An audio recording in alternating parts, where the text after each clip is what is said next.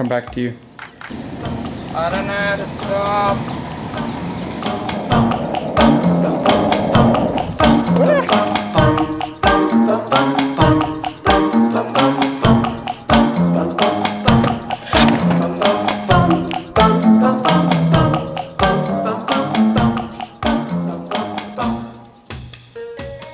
Nope, better be healthy.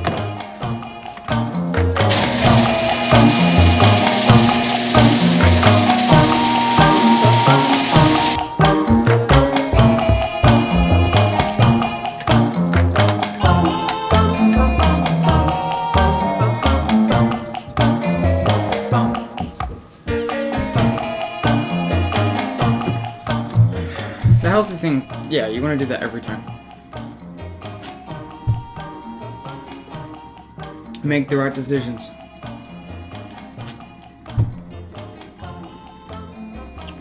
Damn, this is disgusting. Cola. Poison water. How to edit YouTube videos. I know when I started out editing, I went on YouTube, constantly typed up those words. How to edit a YouTube video. I'm no means a pro. I'm not even gonna pretend like I completely know what I'm doing, but while editing for the past, 2 years, I've picked up a few tips and tricks that might help you. I'm going to take you through my process of editing a Learning Brave YouTube video. Learning Brave is a YouTube channel all about travel, talking about stories, and I am the main editor. Oh. And I'm going to teach you my process and how I go through editing a Learning Brave video. So today I'll be using Premiere Pro. That's what I use for editing when I edit videos like this one. This is the noob's guide to editing a YouTube video. Taught by a noob? I kinda, and not quite pro, but not noob either, like a mediocre editor. Step 1, sugar. Wait, no, just kidding, that's not a real step. Step 1, distractions. Get rid of them. Oh. Get rid of distractions. You don't want distractions. If you have a phone next to you and it starts vibrating while you're editing, you completely lose your groove and you're out. Completely dead. No! You threw off my groove! The video I'll be editing today is house sitting. Yeah. I'll link it down below in the description and in the card. To start off, we're in Premiere Pro. New project. So you want to drag your files into Premiere Pro. Now, I keep all of my separate audio and video files in one folder called footage. That's just how I like to do it. So I always drag that into Premiere Pro, and I'll start off with the audio. So I'll throw my audio in. Now, I'll throw my audio in. I'll remove this track first, and I want to sync this. So I highlight them, I right click, and I'll click synchronize, audio, okay. Boom! Magic of editing. I'll get this section, I'll move it, and I'll sync the next section. Audio, boom! What I like to do is first, I'll unlink the original audio files and delete them. Delete. And then I'll link these up as if they were one. So the first step for me is actually we start from the start, and I'll watch through looking for like a clickbait start of the video and then the intro. So I'm going to start off by watching this. So I'll cut out anything useless, just, fluff that isn't needed for the video in the slightest.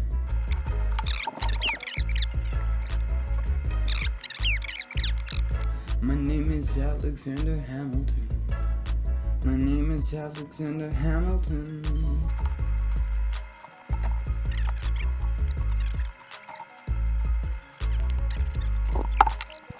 So you want to keep things like this, like the house sitting. Those are the kind of bloopers you can use in the video.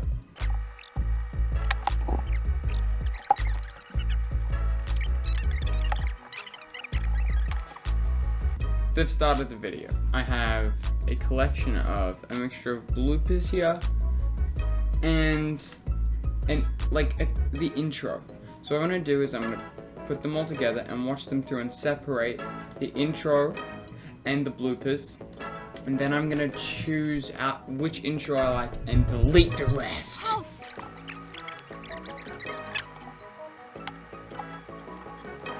So when I'm looking for a good intro, I want it short, sweet, to the point, and clickbaity. That's always wins. No matter how charismatic they are, if it's too long, I won't pick it, because the point of the intro is to keep their attention and get them interested in the video, not for them to leave. Next up, we added the intro, extra. So we throw the intro in there. Okay, so the intro's done. Now I put in a small group of bloopers. I add any bloopers I don't use at the start, I keep for the end.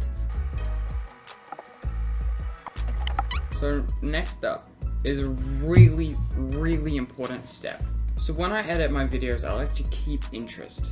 And how they did it in filmmaking and movies is they have different angles. So one angle will be front on, one will be side on, one will be wide, one will be close up. They have different angles.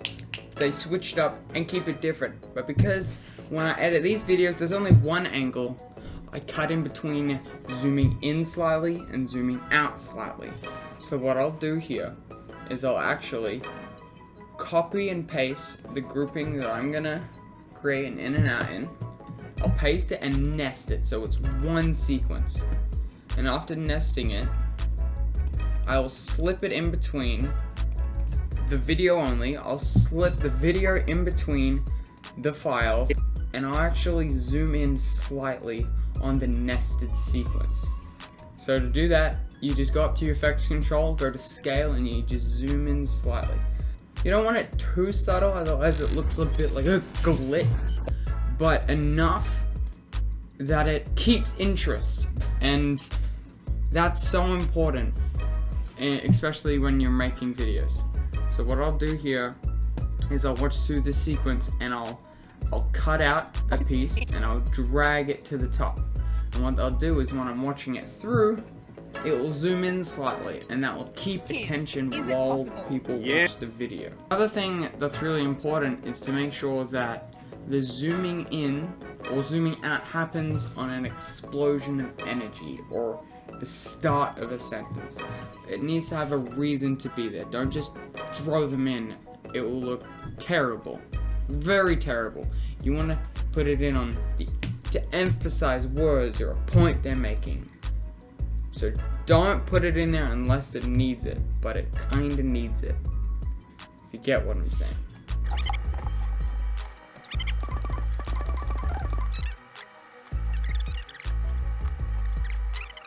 So the next thing I'll do after I've zoomed in, zoomed out of the first part of the video, I'll bring in the main video and I'll actually make a copy of that immediately.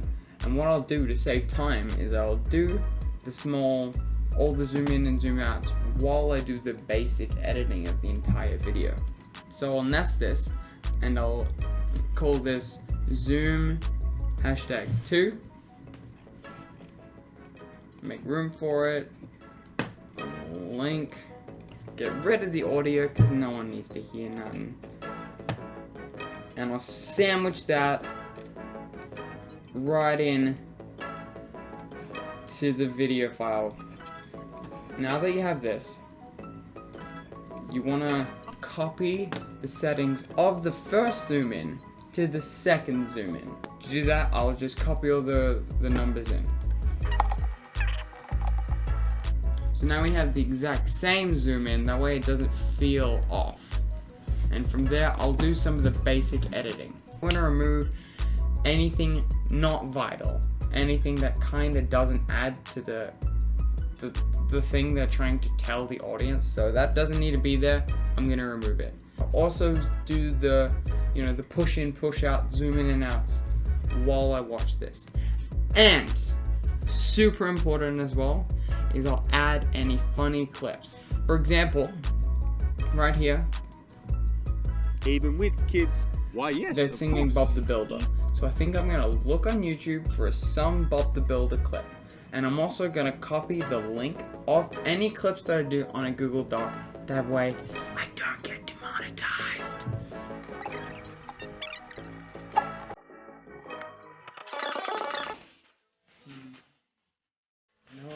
too. You get Bob the Builder.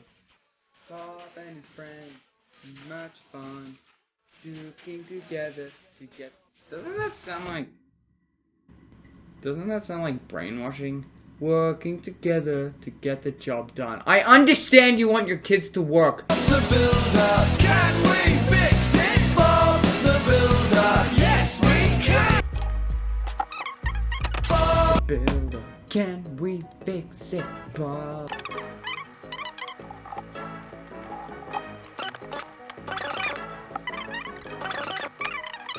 Can we fix that crap I gotta post on Instagram? Get rid of distractions. Okay, so I'm going through the clip, the whole video, just doing the basic cutting.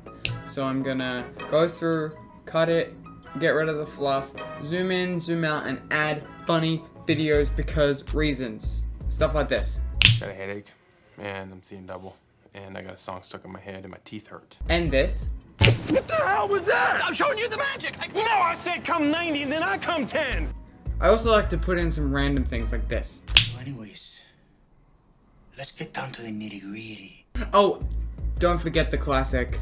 Your mother was a hamster and your father smelt of elderberries.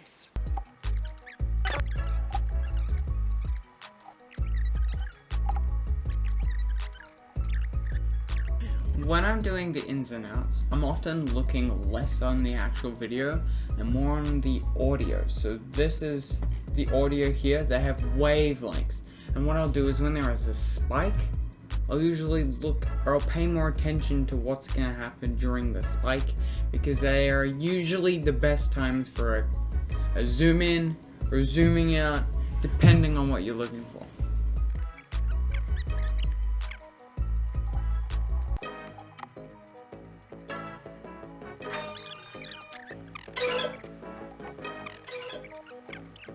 So when I make these videos, you can click M on your keyboard and it puts a marker in the timeline.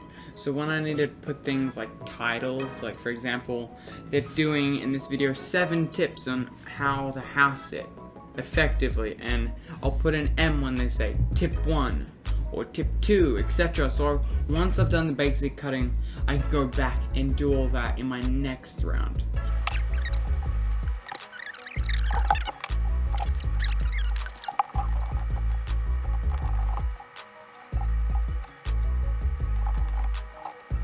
I've been going for about 4 hours now.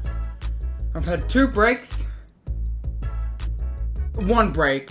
So we started with the audio track, and now we have the video track. Now I don't know what to call it. It is a mass of destruction. So what I've done is I've gone through and I've done all the ins and outs.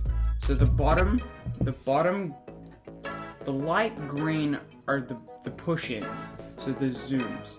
So everything on the above the blue layer is zooming in. Now that I've done this, and I've put in a few funny clips, so I've put in Bob the Builder, as we talked about. I put in a scene in the Grinch. I put in a scene from Monty Python, and I put in a scene from Instant Family. A huge range. It's just, you know, I put it in there to have a bit of fun. So as I recorded this video, I put a marker on every single title. So tip 1, tip 2, tip 3, tip 4, tip 5, tip 6. So I have a marker for each of these, and I'm gonna go through and I'm gonna add a title. So what I do is I go to tip 7. I start with 7 and I work backwards. That way I don't lose, that way the markers don't lose their place. You click this little button in the corner, new item, and you hit black video. What I like to do is I will drag that to the end of the video. That way I have room to work. And I'll write on top of this black video, tip 1. TIP 1. We don't use a special font, we just like to go tip 1, tip 2, tip 3. So what we're gonna do is we're gonna make it kind of big, you know, 530 works. And I'll usually center this. Now, so we have a white on black background saying tip 1. Now what I'll do is I'll copy this, Control C or Command C, and I'll do this 7 times. I'm gonna change them, so I'll go into the second one and I'll remove the 1 and I'll put a 2. I'll go into the third one, remove the 1 and put a 3. You get the idea. I'm gonna go back into my editing panel and I'm actually gonna put a marker here so it's easier to get immediately to it. Now I'm gonna go into tip 1, I'm gonna highlight it and cut it. And now I'm gonna click at tip 7 marker. And when I get there, I'm actually gonna select only the ones that we need. So here we go, tip, Control V, there we go. Now we have a tip 1 in the spot that we want. I'm gonna trim it down a bit. There we go. Now, this looks terrible. We just have a black. So I'm gonna go into the black video, into the effects control and go under opacity. And I like 85 usually looks good for me. Tip 7. And I usually like to cut it right after they finish saying tip number 7. Replace it and put it back. So we have here. Tip number 7. Make sure. Tip number 7. Right, now that you've done that, you can remove the marker and you can do the rest of the tips. Tip 6, 5, 4, 3, 2, 1.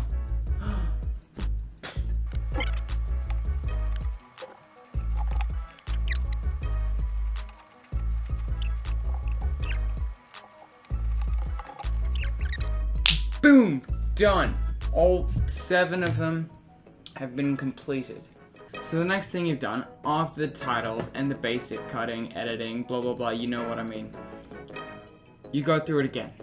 You never go through it only once. I usually try to go through it at least 3 times to make sure that it's perfect. So the second time, I get the person in charge to come up. I get them to check things. I get them to tell me what they like, tell me what they don't like, things they would add. I usually get more ideas and I use their ideas and I make it a lot better.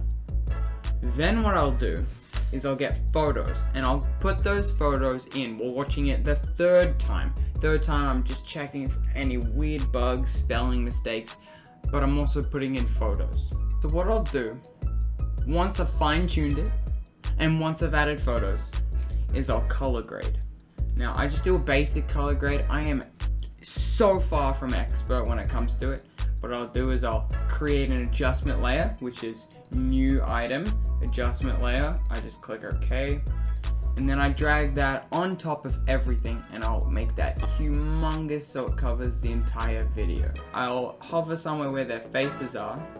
And inside color, I'll do basic. So first I go to curves. I do the S curve, which is basically bringing down the shadows and bringing up the highlights to give it more pop, more emphasis, more boom, pizzazz. Alright, so I'll bring down the shadows, bring up the highlights, and depending on, it really depends on the actual filming conditions, and that's about it. That's the basic idea of how I do it.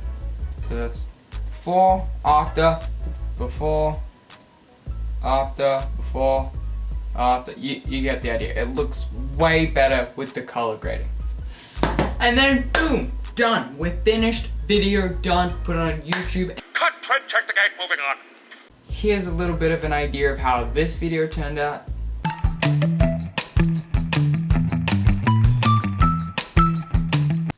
And finally, on this topic, make sure that when you leave, you clean the house top to bottom.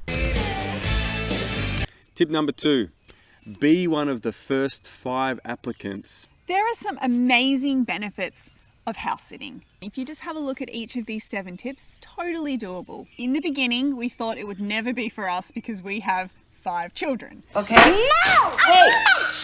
Which leads me to the story that we promised. Look, how do we make this sound nice? We can't really. No, it's too embarrassing. Yes, they came home. I don't think I want to tell the world. Come on, tell the world. House sitting with kids. Is it possible? Yes, it is. If you're interested, check out Learning Brave. I work my freaking butt off on that channel. Peace.